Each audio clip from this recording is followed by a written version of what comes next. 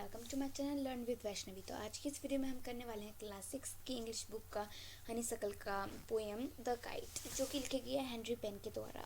तो हमने पिछली वीडियो में हम लोगों ने chapter 2 how the dog found himself a new master cover कर लिया था, पूरा चैप्टर क्वेश्चन आंसर्स के साथ। और इस वीडियो हम लोग जो है इस वीडियो में द काइट पोएम करने वाले हैं। तो आइए सबसे पहले हम देखते हैं कि इधर क्या लिखा हुआ है। तो इधर लिखा हुआ है सबसे पहले तो all of us like to fly kite, हम सभी को काइट उड़ाना पसंद है। Have you ever tried to fly one, क्या आपने कोशिश करी है कभी पतंग उड़ाने की। Read this poem about a kite as it flies in the sky. तो बोल रहे कि इस पोएम को पढ़िए और देखिए कि कैसे एक काइट हवा में उड़ती है। तो आइए पोएम को शुरू करते हैं। How bright on the blue is a kite when it's new. Blue का यहाँ पे मतलब है आसमान से, तो मतलब ये बोल रहे हैं कि आसमान कितना ब्राइट लगता है जब एक नई पतंग आसमान में उड़ रही होती है। With a dive and a dip it snaps its tail. तो मतलब डाइव मतलब वो नीचे की तरफ आती है और वापस ऊपर जाती है। यहाँ पे स्नैप का मतलब है एकदम से, मतलब एकदम से राइज करना। मतलब इधर जो स्नैप है, स्नैप का मतलब होता है एकदम से ऊपर उठती है, मतलब डाइव करती है नीचे को फिर एकदम से ऊपर को उठती है वो। Then soars like a ship with only a sail. तो सोर का मतलब होता है राइज करती है ना, जब एकदम से नीचे जाती है वो, जब एकदम से स्नैप करती है एकदम से नीचे जाती है उसके बाद सोर होती है, यानी कि ऊपर एकदम से राइज होती है हवा के सहारे। विद ओनली अ सेल मतलब एक हवा का झोंका। जैसे जो पुराने ज़माने में जो शिप्स वगैरह होती थी ना, वहाँ पे शिप्स में जो होते थे ऊपर एक कपड़े लगे होते थे, जैसे ही हवा आती थी तो कपड़ों को पुश करती थी और उसके सहारे जो थी वो शिप जो तेज़ी से आगे बढ़ती थी। वैसे ही जो पतंग होती है ना, उस पर वो प्लास्टिक लगा होता है, तो उससे जैसे ही हवा टकराती है तो वैसे ही वो आगे बढ़नी शुरू हो जाती है पतंग, जिस साइड को हवा जाती है।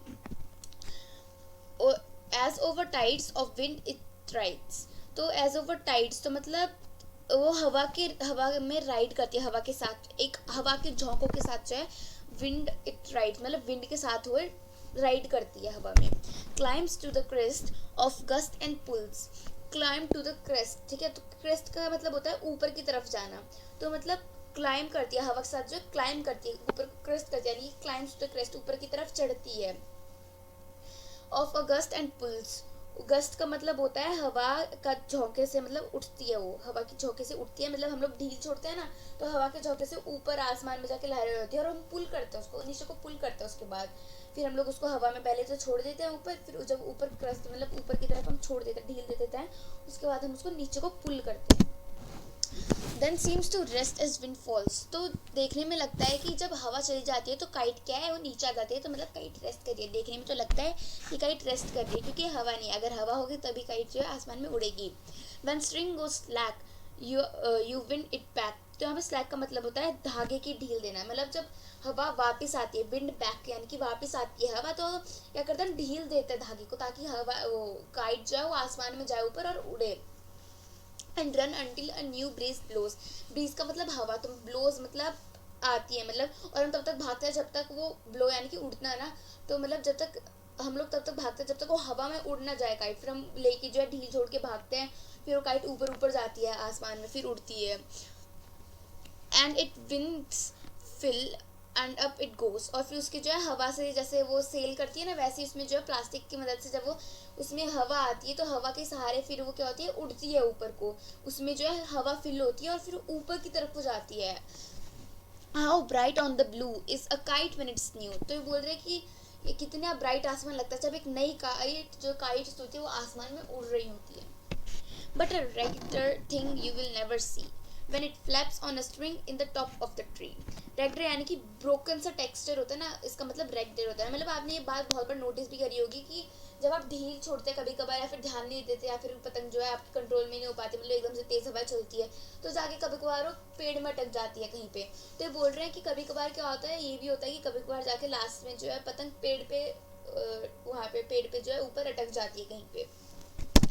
तो इसी के साथ हमारा सारा यहाँ पे ना पोएम भी खत्म हो गया। तो अब हम फटाफट वर्किंग विद पोएम कर लेते हैं। तो हम फटाफट इसमें 2-3 क्वेश्चन है तो हम वो करते हैं। तो पहला तो एक्सरसाइज कह रहा है कि list out the action words in the poem. तो इधर डाइव, डिप और स्नैप दिए गए हैं और बाकी के 4 हमें भरने थे। तो यहाँ पे पहला क्या, यहाँ पे देखिए, तो यहाँ पे क्या था, यहाँ पे तो डिप डाइव है, डिप है, फिर यहाँ पे डाइव है, डिप है, फिर यहाँ पे टेल है, फिर यहाँ पे सेल है, यहाँ पे टाइट्स है, यहाँ पे राइस है। तो यहाँ पे कितने सारे वर्ड्स है, एक्शन वर्ड्स यहाँ पे।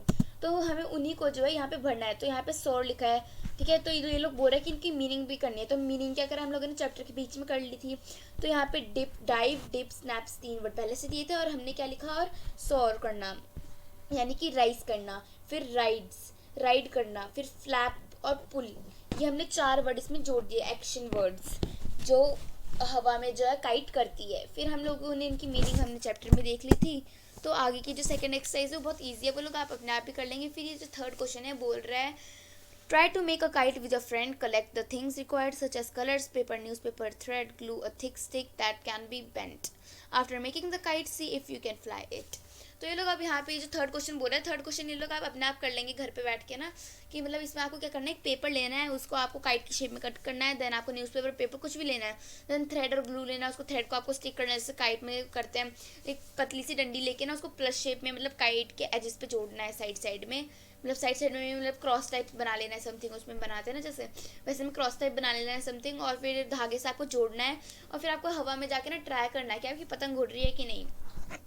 तो फिर ये एक्सरसाइज आप खुद ट्राई कर सकते हैं। तो यहीं पे हमारा सारा चैप्टर भी खत्म हो गया है। आज हमने सारी चैप्टर जो एक ही वीडियो में कवर अप कर लिया। तो अगर आप हमारे चैनल पे नए हैं तो चैनल को सब्सक्राइब कर लीजिएगा और वीडियो को लाइक करना ना भूलिएगा। Okay, thank you, bye.